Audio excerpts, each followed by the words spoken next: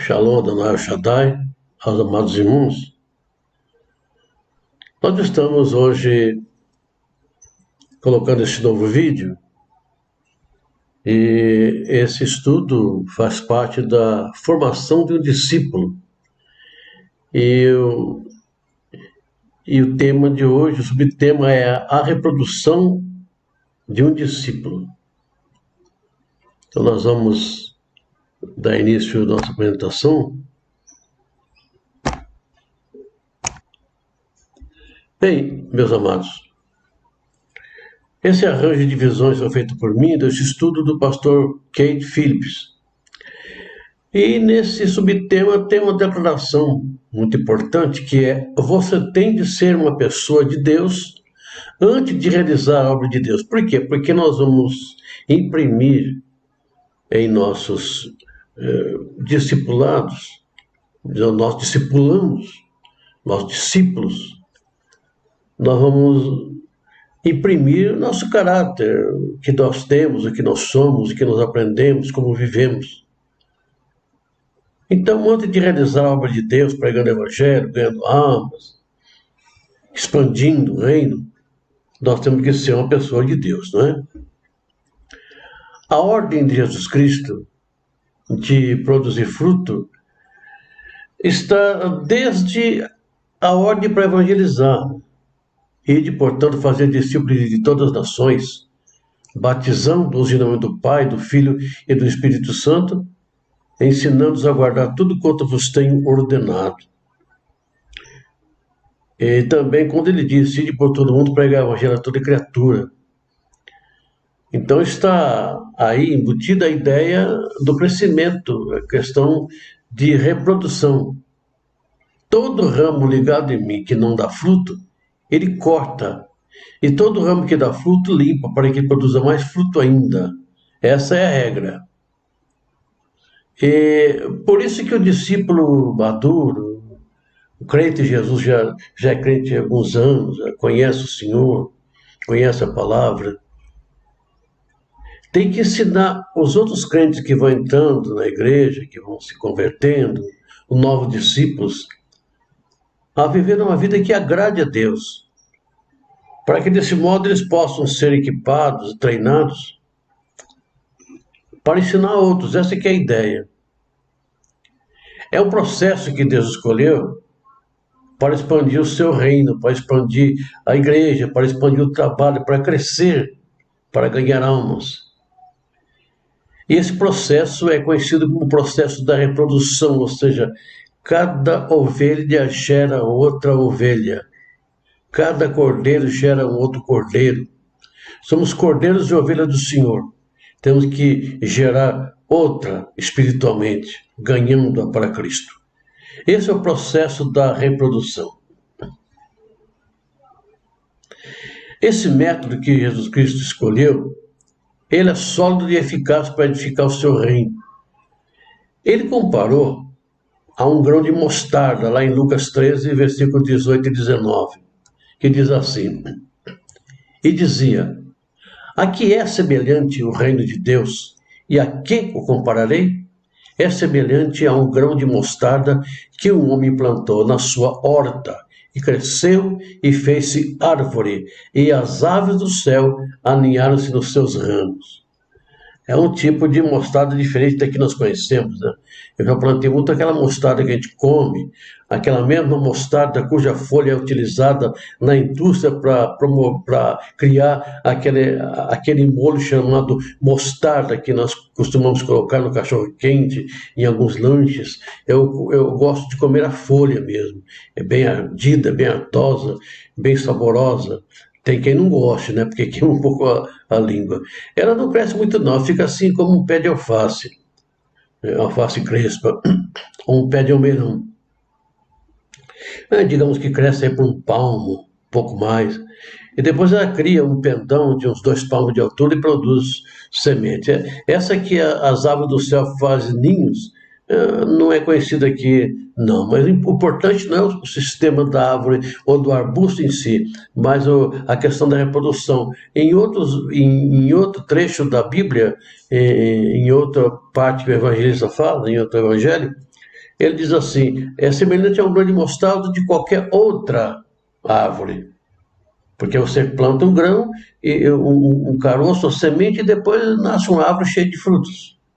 Ou como você pega um carocinho de milho, planta no chão, depois ele produz um pé de milho que vai produzir 2 espigas cheias de outras tantas sementes, outros tantos grãos de milho, para você plantar e conseguir muitos mais ainda. E depois um roçado todo de milho a partir de um pequeno grão, nem de uma espiga, né? É desse modo que ele está dando a ideia de que com a semente pequenininha você consegue muito mais. É o processo da reprodução.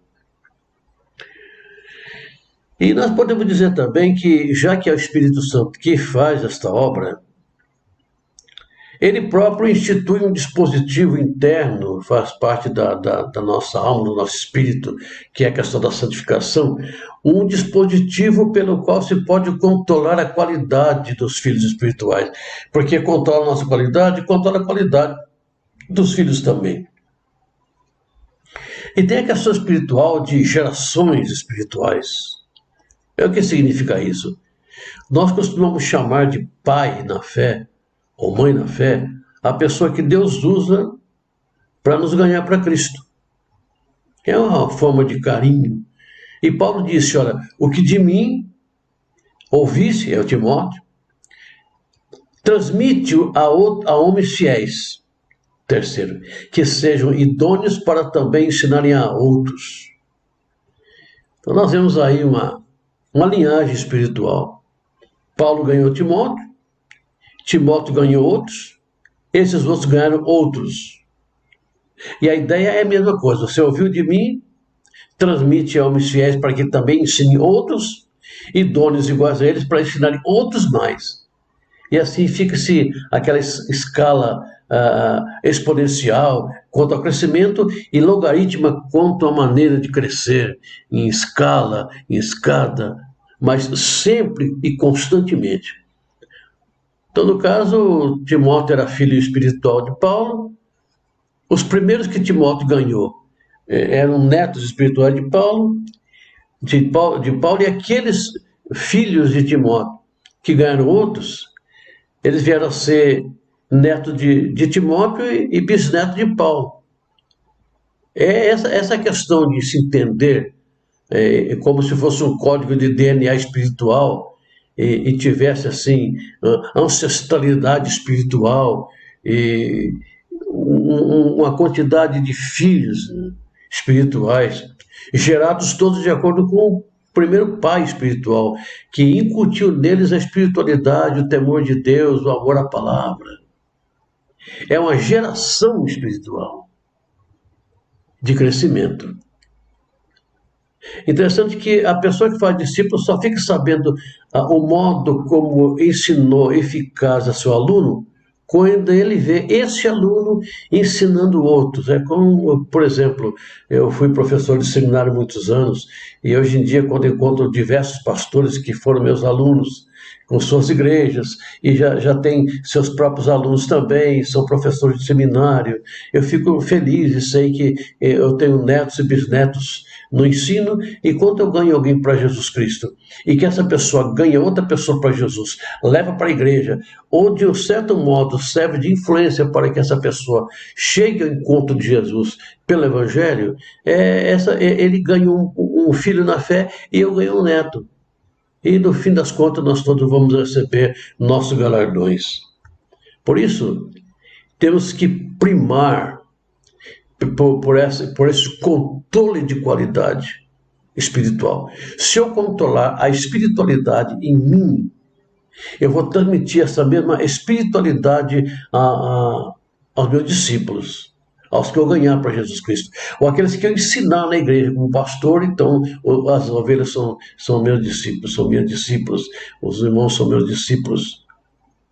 Então, à medida que você se policiar, se controlar na sua qualidade espiritual, essa qualidade espiritual será impressa nos seus discípulos também, e eles imprimirão em seus próprios discípulos.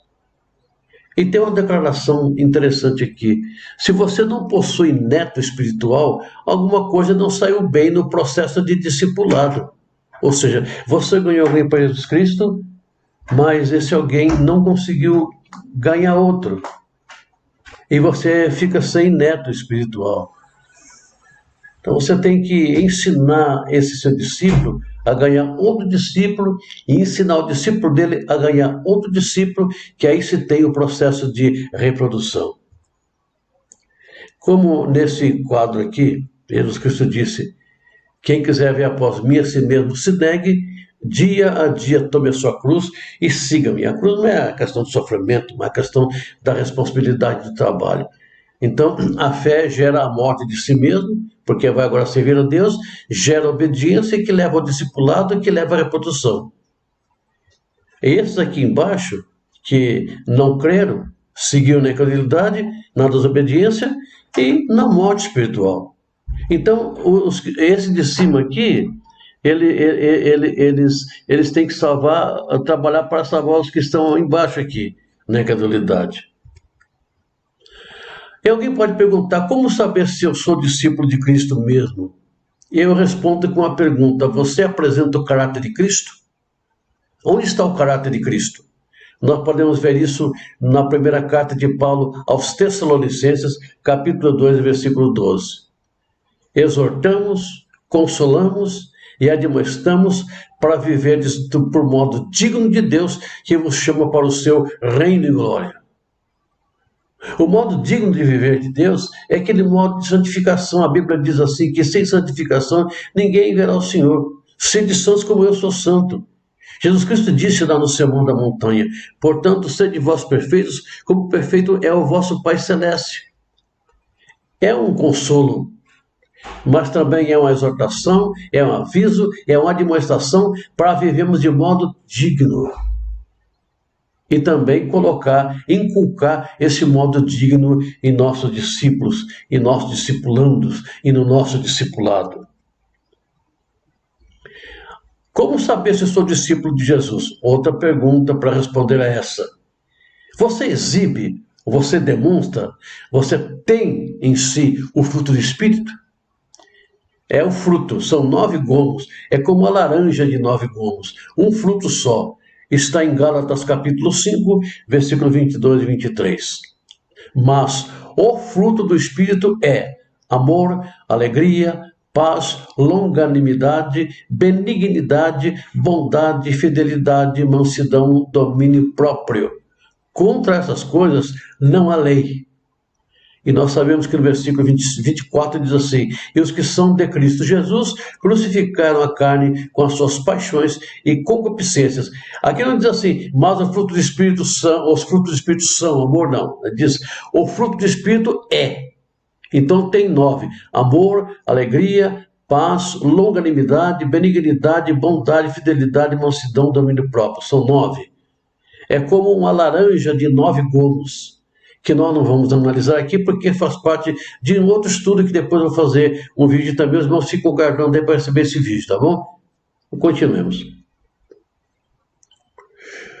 Nós temos que examinar cuidadosamente alguns aspectos da vida de Cristo para verificar 4 virtudes principais que caracterizaram a sua vida e a sua obra. Seu trabalho, que são obediência, submissão, amor e oração. Se obedecer, eu me submeto. O que é submeter-se? É ficar debaixo da ordem de outro. Debaixo da ordem de outro. Obediência requer submissão, submissão requer obediência.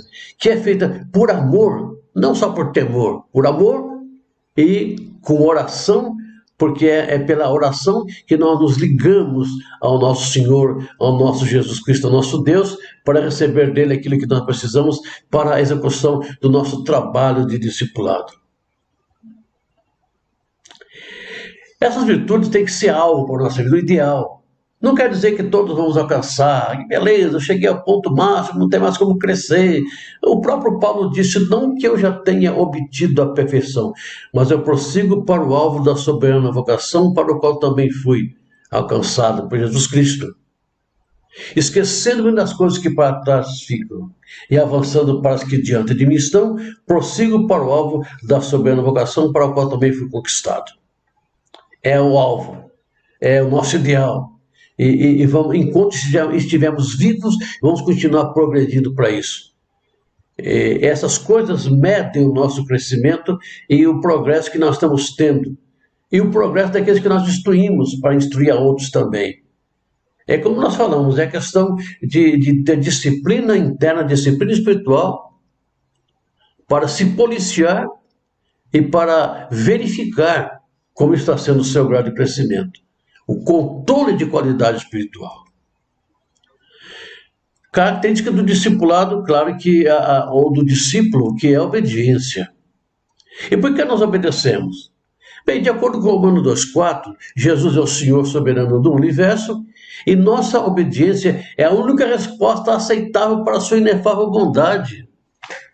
Não tem como fazer outra coisa senão obedecê-lo, se não aceitar a sua palavra. Não tem como resistir ao Senhor, que nos salvou pela sua bondade. Romanos 2,4 diz, ou desprezas a riqueza da sua bondade e tolerância e longanimidade, ignorando que a bondade de Deus é que te conduz ao arrependimento? Não foi por nossas boas obras, por nossa bondade, porque éramos bonzinhos, como alguns dizem. Deus te viu antes de você nascer, viu que você era uma boa pessoa e precisava de você. Deus precisa de você, aquela bobagem toda. Então, Ele mandou Jesus Cristo te salvar. E quando você não tinha nascido ainda, no seu nascimento, enquanto os espermatozoides corriam em direção ao útero, e Deus apontou para você e disse, vai lá e seja vencedor. Isso tudo é bobagem, nada disso é verdade. A questão da vitória e das realizações se consegue com a vida. Ao longo da vida vai depender muito das decisões que a pessoa toma, do caminho que segue, especialmente se serve ou não a Jesus Cristo. A bondade dele é colocada em nós, nós recebemos por outorga muita coisa boa de Deus para nos valorizar mais ainda do que nós já somos. Porque o ser humano, apesar de criado à imagem e semelhança de Deus, perde esse brilho por causa do pecado. Nós estávamos mortos nos nossos delitos e pecados. Éramos das trevas. Nós o amamos porque Ele nos amou primeiro. Foi a bondade dEle que nos conduziu ao arrependimento, a sua tolerância, a sua longanimidade, a riqueza da sua bondade. E eu só posso responder isso obedecendo a Ele por amor. Em João 14,15 diz que só os que obedecem à palavra de Deus demonstram o amor por Ele. É colocada aqui uma ideia, como a obediência dos soldados aos seus comandantes.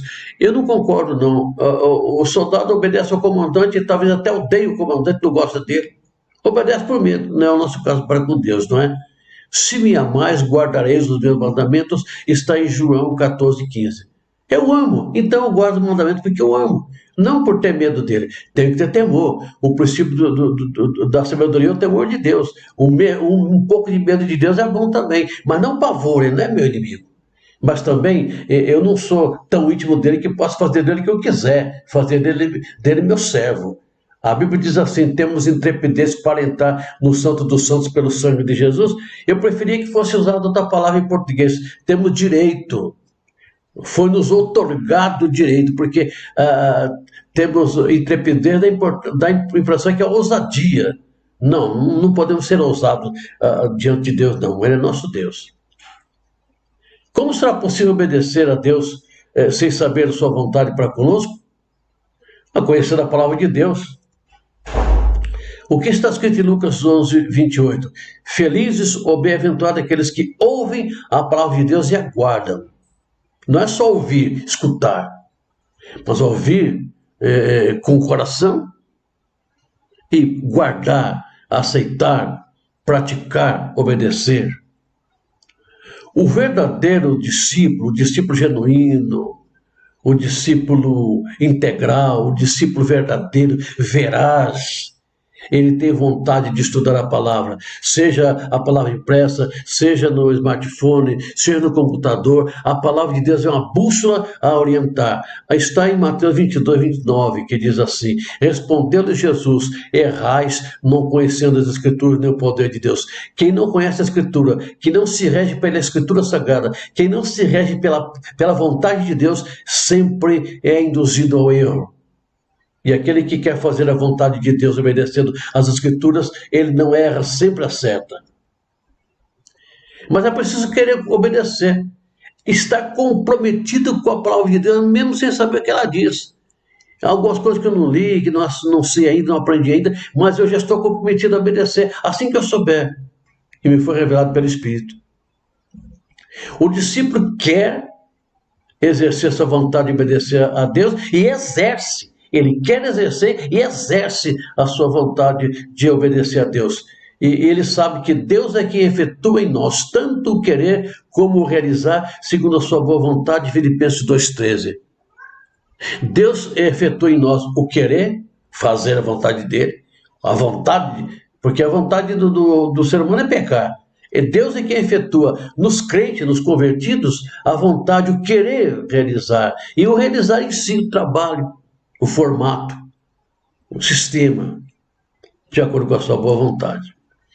E por hoje chega, meus amados irmãos. Estamos ficando por aqui. Eu só peço que os irmãos, já que esse é um link do YouTube lá no meu canal, que os irmãos, por favor, cliquem no gostei, naquele polegar para cima, assim, né? No like, porque assim o YouTube concede créditos para o meu canal e eu fico com mais condições de realizar vídeos, mais bem colocado também no ranking do YouTube. Isso me ajuda muito. Então, aliás, cada vez que os irmãos forem ver um vídeo no YouTube e gostar do vídeo, ou vai aprender alguma coisa, não esquece de ajudar o que produziu o vídeo, clicando naquele gostei, lá no like. Isso ajuda o produtor. Então, os irmãos, façam isso. Se quiserem dar a honra de fazer parte, se inscrever no meu canal, se inscrevam lá e sempre vou estar postando vídeos, especialmente nessa fase agora de quarentena, que nós não podemos nos congregar. E tem diversos vídeos lá também, sertanejos, vídeos de eletrônica, tem um monte de vídeos lá que eu tenho colocado lá, são de outras pessoas, meus colegas, que eu coloco os vídeos dele lá, e vou produzindo meus vídeos também. Então, vamos ficando por aqui. Os irmãos aguardem que nós vamos continuar tendo mais estudos a partir de domingo que vem, enquanto nós estamos nessa quarentena em nossa escola dominical. Não foi possível hoje, irmãos, receber no horário da escola dominical, tive problemas de gravação, mas ao longo do dia os irmãos terão o link disponibilizado. Só não esqueçam de dar o like, tá bom? E será muito bom. E meu Shalom Adonai El Shaddai para todos os meus queridos e amados irmãos e aqueles que estão inscritos como membros do meu vídeo.